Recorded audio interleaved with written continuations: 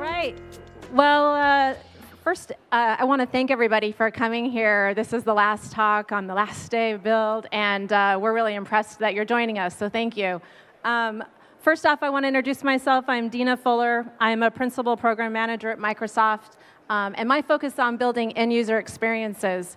This April, I am proud to say I've celebrated 20 years at Microsoft, which is a very, very, very, very long time. I'm actually, yeah, thank you very much. It stuns even me. And in that time, I've been just very grateful to work with a bunch of amazing people. I've worked on a range of products from Windows to Office to Bing to Xbox, just to name a few. Right now, I work on the Windows Store. And one of the things about me is I didn't come to Microsoft from a traditional path of computer science. My degree is in aeronautical engineering. And I studied in college doing, computational fluid dynamics, rocket propulsion, stuff like that. But how I came to Microsoft was I programmed all through engineering to do fluid analysis, and my computing time and a downturn. One of the projects I worked on lost funding. So I went into computing, and that's how I ended up at Microsoft.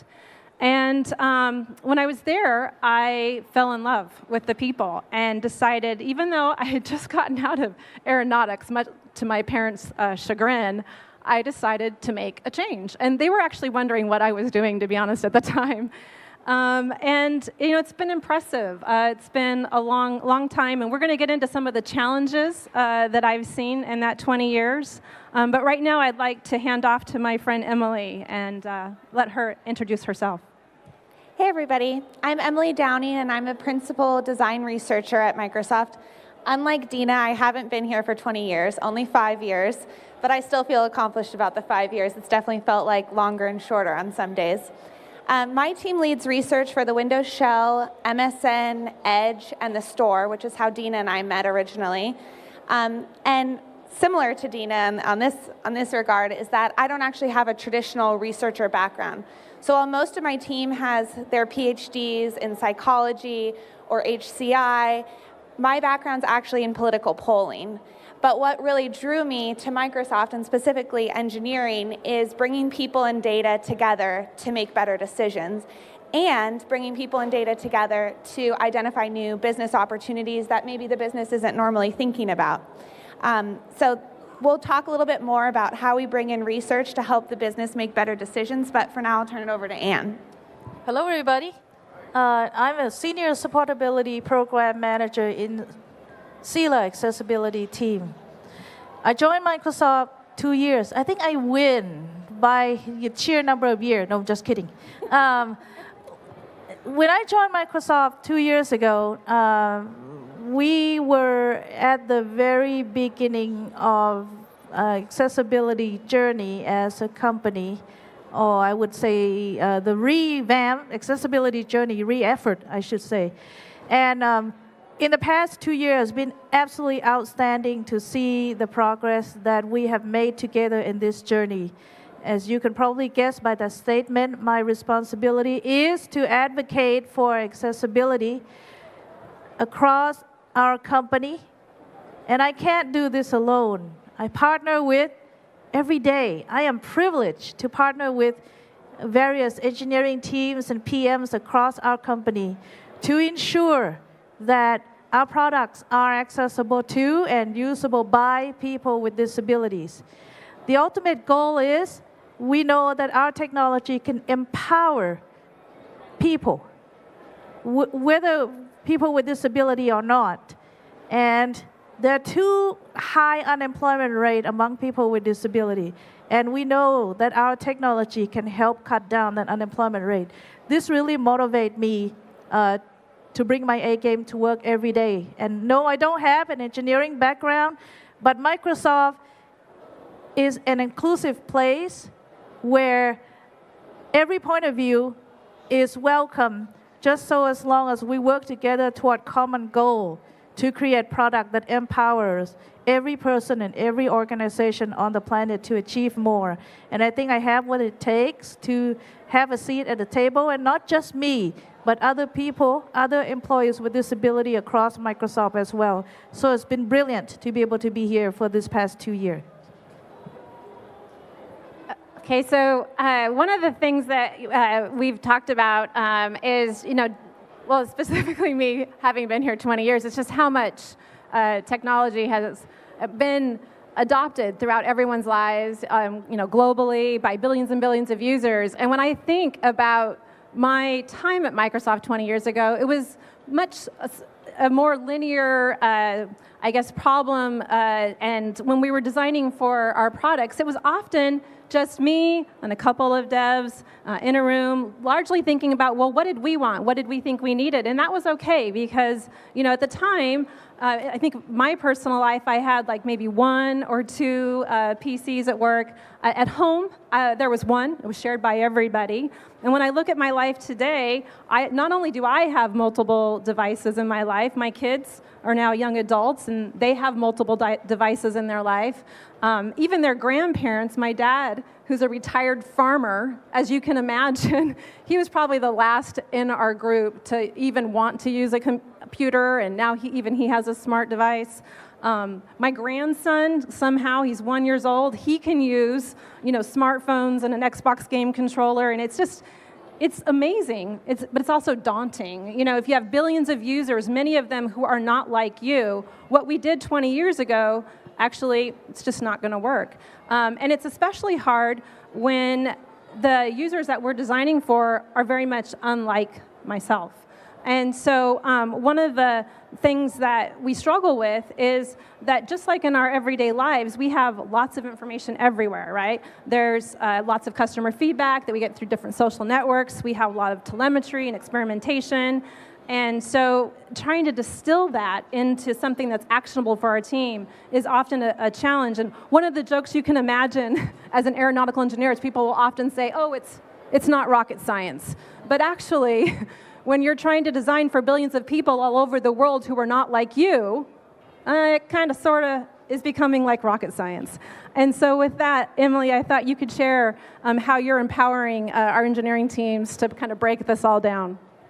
Yeah, like Dina said, a lot of the engineering teams that my research teams work with have more data available to them than ever before. So one would think, okay, maybe that's more meaning than ever before, but actually we see the exact opposite of that. That more data often results in more confusion, more complexity, and more difficulty in really understanding what to do next. And in the case of Microsoft, as we evolve to become more of a services business, we rely more and more on experimentation and telemetry data to make decisions. But in the case of working with Dina and team, what we found is that our existing user base for a particular product was actually biased. So we're using experimentation and telemetry data to tool the product over time, but with that, we actually risk making the product increasingly more biased over time. So what we're able to do with user research in this particular case and in other products as well is go outside of our existing user base to really understand what does the whole market look like, what are the user needs, and then what are the needs that we can actually address, and what does that equal in terms of opportunity? And we can really get underneath, and kind of the passion that I have is to understand users' needs and then what we can build to light up and really fulfill those needs and ultimately contribute to the bottom line, but make better experiences as a result. But one thing that users aren't great at, they're great at helping us identify what the pain points are. We then, as researchers, can kind of use our unbiased perspective to say, here's what the opportunities are. But oftentimes, and I don't know about if any of you guys have built products before or gotten user feedback, but they're not great at thinking about solutions to make it better necessarily. So they're not going to just sit there and come up with the solutions. That's where my colleague Anne really has the expertise that she brings, where she can say, as a user with this type of expertise, this is what we should be doing. So Anne, do you want to share some of your experiences of how you've made products better as a result of expertise you have? Sure, absolutely. Let's before I answer that question, if you don't mind, I'd like to give a minute or so of my background. Throughout my career in the past, I would say 17, 18 years or so, I've been an accessibility advocate.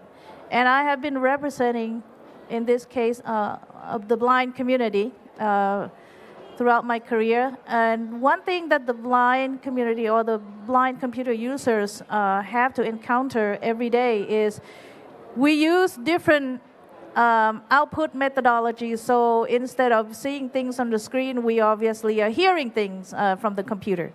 And we also rely on keyboard and not a mouse. So when you actually create a product to be accessible to the blind and other people with disabilities, you have to really pay attention to product designs and as well as pay attention to input methodology and output methodology that people are using. For me, since I have I would call a personal insight, since I'm a person with disability myself, I understand what it takes to make our products accessible. I understand what are some of the characteristics of good applications are all about. And so I bring those insights in that I have collected and also a shared practice among community of people with disability into Microsoft. As an example, if we have an app that we design on our universal platform that did not have a proper label, or the app doesn't really provide a good structure markup, I then can demonstrate the access barrier in person to the engineer using technologies of choice, in this case, Microsoft Narrator or other third-party accessibility solutions, and actually go through the app experience in person. And when my colleagues see me as one of their colleagues who struggles to use the product, they are willing to do the right thing. And then after that, the conversation turned into, what do we need to do next? Now, CELA Accessibility Team has accessibility training curriculums available for engineers and program managers to take advantage of. And I would encourage that you would look into that if you want to learn more about accessibility. But then I found that creating the right level of empathy along with providing excellent technical guidance, people are really willing to listen, and people are willing to take the next step necessary to make our products usable and accessible to everyone. And it's been really an outstanding experience. In the past 2 years, I mentioned this, that we're on a journey of accessibility, but we have made progress that should not be underestimated. We have one of the most accessible Windows version out there. We also have very accessible Office 365 products and services.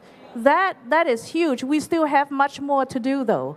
And so I find that the engineers and PMs have been able to take my feedback, and not just my feedback, but feedback from other employees with disabilities to really improve our products and services in a big way. The question, though, that I have for Dana is this. You have to then balance my feedback or feedback from people like me versus the data and telemetry that Emily brings into to the company. How do you balance those type of feedback, and how do you select which recommendations that you're going to take to further improve the product? Well, I think that's kind of was my lead-in earlier, is that it is incredibly hard, especially when I don't use our products like Ann does. And so one of the things that I love about being up here today, and about actually how we work together day in and day out at work, is our diversity, and how when it comes together, one, I work with Emily to help understand well, first, I set up our business goals and objectives. Like, what do I really want to do? Is it acquire new users? Is it deepen engagement with existing users? And then I work with Emily to understand what type of user I want to go after and why.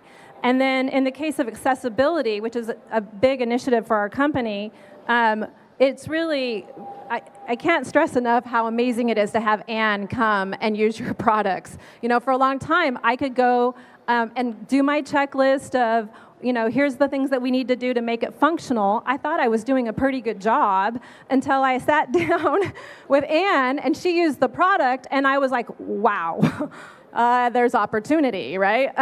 And then when I was trying to figure out how to innovate and make the product better for her, honestly, that's not something that, I could come up with some ideas, but it was really through the collaboration where she could help us really hit not just the functional bar I wanted, but she could help answer that question of delight. And so it is a balance. And obviously, we still do experimentation in our production environment to make sure that we're hitting our business objective.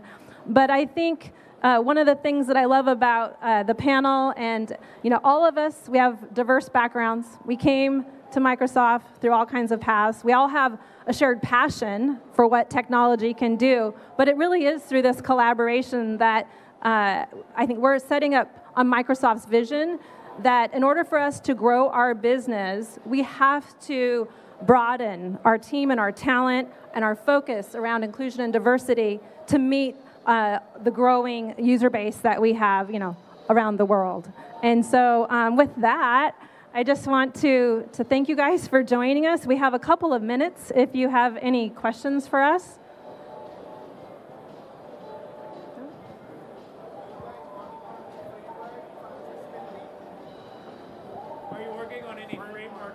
Are we working on any framework for accessibility? I'll give that to Anne. Well,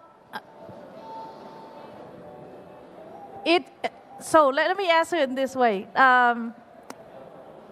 If you want to make sure that your products and services that you create is compliant, and we'll start first with compliance. Then we have Microsoft Accessibility Standard is the standard that incorporate a very well accepted international standards like WCAG, that's Web Content Accessibility Guideline version 2, Priority AA, and also other standards like the accessibility standard in Europe and so on and so forth. We have the convergence of those standards in our Microsoft Accessibility Standard. So if you were creating products and services, make sure you understand those criteria in mass. And so that's one thing that you can do. Another thing is, of course, XAML have UI automation, which is an accessibility API that you should also take into account when you develop products and services so that all of the accessibility properties are properly exposed. And so that's two things you can do. And we also have, as I mentioned, accessibility training curriculums that's ranging from web accessibility as well as training on how to use UI automation in app designs. And that is also training curriculums that you can take advantage of. So are there one framework? No, but there are many resources out there that can help you begin your accessibility, either begin your accessibility journey in your area or strengthen the accessibility work that has already been done. Does it make sense? Yeah, and my team actually does research for accessibility as well. And one of the things we've learned the hard way over the last year and a half is we used to do compliance-based scorecarding for teams where they'd bring their experiences into the usability lab. We'd run accessibility participants through the experiences and give them a score. And we weren't as effective as we wanted to be because we realized we actually need to plug in way earlier to the process. And an accessible design is a good design for everyone, all users. And so a rising tide really does lift all boats in this case. So we've actually shifted the research now to plug in earlier in the process and be more generative and formulative. So teams at Microsoft can bring in their designs, even just wireframes or whatever, really early in the process and get feedback on a weekly basis from users with accessibility needs rather than having it just be a scorecarding compliance, even though those are obviously important constraints as well. So I'm curious, like obviously legal mandates are a big reason why people do this, and then there's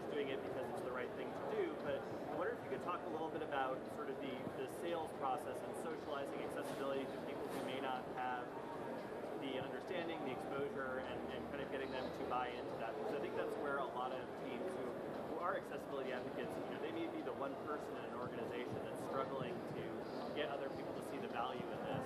I remember having a conversation with somebody one time who sold televisions and was like, blind people don't buy TVs, and I couldn't believe they said that. But there are people who have misconceptions about that stuff. So could you talk a little bit about kind of the sales process, like the internal sales process?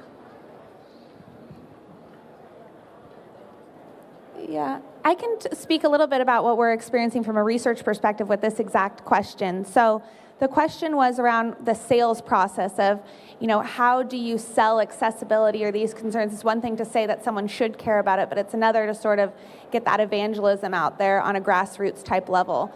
And from a research perspective, we definitely feel this as well, where in the past, the research program for accessibility has been almost like an appendix to normal research instead of being integrated into everything that we do. And so, I was sort of lecturing other teams saying, it shouldn't be an appendix, and then I was looking at our own team like, a little hypocritical.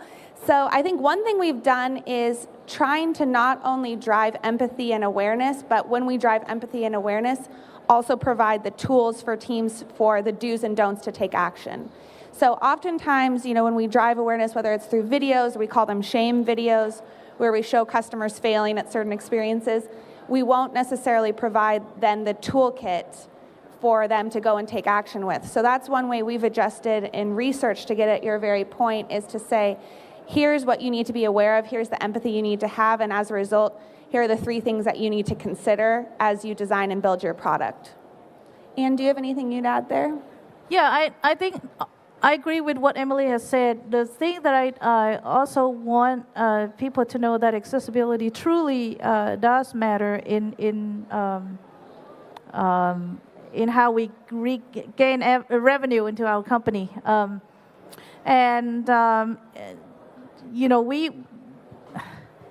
Let's look at one sector alone, one or two sectors, educational sector as well as federal government sector.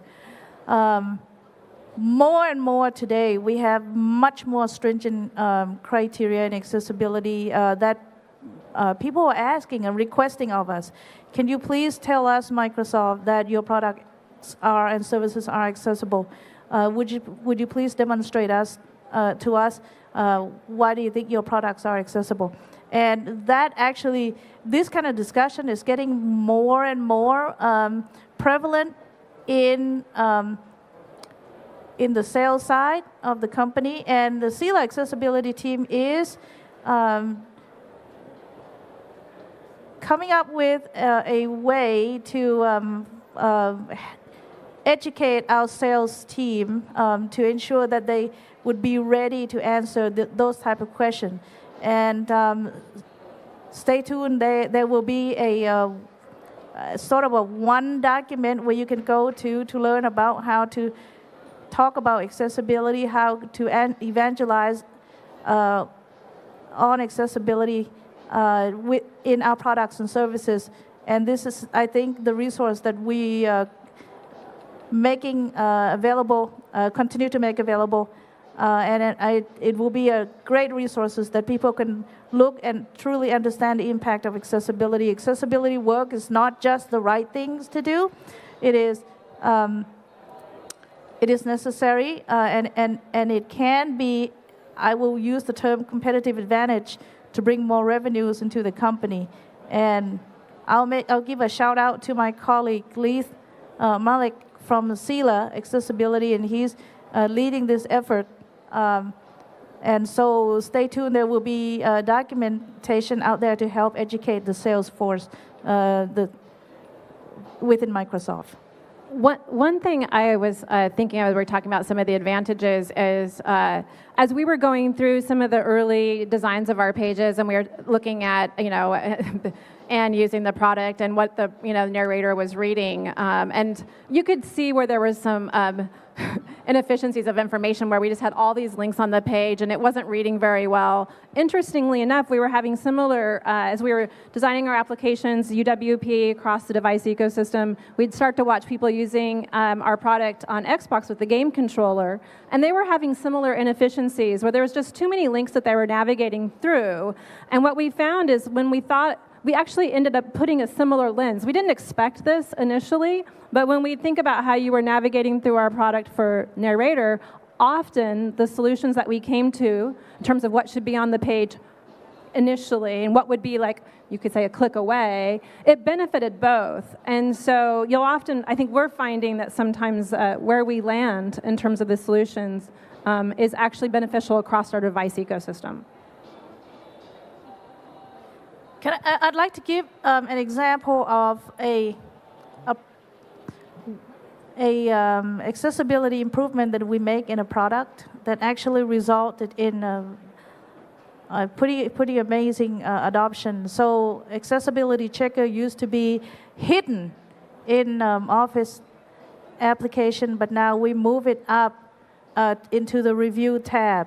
And because we're doing that, people are using accessibility checkers much more in our product, and our product now become, I would say, highly sought after by people who, our clients and our customers who really care about accessibility, because we now make accessibility checker a prominent resources for people who want to create accessible content. So this kind of discussion also get into procurement decision as well. Okay, I think with that, we have the red light. we're 6 minutes over. You can tell we love working with each other. We have a great time. Can't thank you enough for being here. We're honored to be here and that you're here. We hope you enjoy the rest of Build. If you see us around and you have any additional questions, please come up. We'd love to talk with you, and have a great day.